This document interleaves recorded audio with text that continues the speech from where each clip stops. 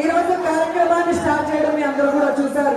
ఊరి మొదట్లో ఫోటోలు తీసుకొని పేపర్లకు ఇచ్చేసుకొని ప్రజలకి అందకుండా ఎలా తప్పకడుగు వేస్తున్నారని మీరు కళ్ళారా చూస్తున్నారు. ఈ రోజు మీరు ప్రజలను మోసం చేస్తే ఊరుకునేందుకు ఈ పక్కన ఉన్నది లోకేష్ కాదు. ఈరోజు మీటింగ్ పెడితే 50 మంది రావాలి, 500 మంది రావాలి అని చెప్తే ఈ పక్కన ఉన్నది లోకేష్ పార్టీ కాదు. అలాగే ఎక్కడైనా ఒక రైతుకు సమస్య వచ్చినా, ఒక మహిళకు సమస్య వచ్చినా, ఒక విద్యార్థికి సమస్య వచ్చినా ఎవరు కూడా మీటింగ్ రాకూడదు అని చెప్పి బెదిరిస్తే ఆగిపోయడానికి ఇక్కడ ఉన్నది తెలుగుదేశం పార్టీ జనసేన నాయకులు కాదు.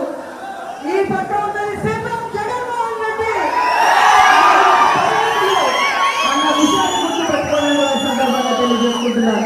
రెడ్ బుక్ రాజ్యాంగం అంటూ పోలీసులు కూడా ఈరోజు తెలుగుదేశం పార్టీ జనసేన వాళ్ళ యూనిఫామ్ వేసుకొని మన వాళ్ళని ఎక్కడ మీటింగ్లు పెట్టినా ఏ విధంగా ఓవర్ యాక్షన్ చేస్తున్నారో మీరు అందరూ చూస్తున్నారు. ఈవీఎంల వల్ల గెలిచిన మీకు ఇన్ని ఎక్స్ట్రా అవసరమా? ఇలాగే ఎగిరెగిరి పడితే జనం ఎవరేసి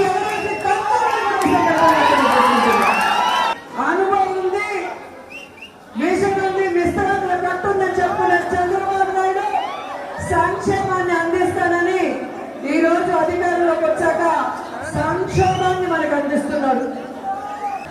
పవర్ లేని స్టార్ పవన్ కళ్యాణ్ గారు ఈ రోజు రాష్ట్రంలో ఆడపిల్లల్ని రేప్ చేసిన, మర్డర్ చేసిన, ముక్కలు చేసిన ప్రశ్నించడు.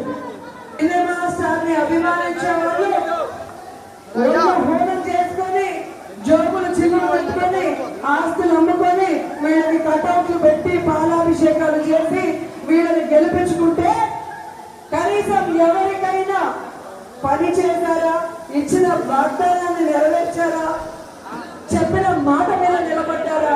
ఇలాంటి వాళ్ళ వెనక వెళ్ళడం కరెక్ట్ అని అభిమానులు కూడా ఒకసారి ఆలోచించాలని సందర్భంగా తెలియజేసుకుంటున్నాను.